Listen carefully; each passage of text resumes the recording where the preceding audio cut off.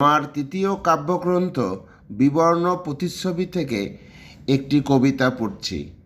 কবিতার নাম বিবর্ণ। বলবে, ব্যঙ্গোক্তি করবে, উপায় কি? ওরা কর্মপ্রার্থী, শিল্প নেই, কর্মসংস্থান বাড়ন্ত। ওরা দীর্ঘদিন ধরে আন্দোলনে ক্লান্ত, বসে আছে ধর্ণা বিধ্বস্ত অনশনে, পাহাড় সমান দুর্নীতির জাতাকলে।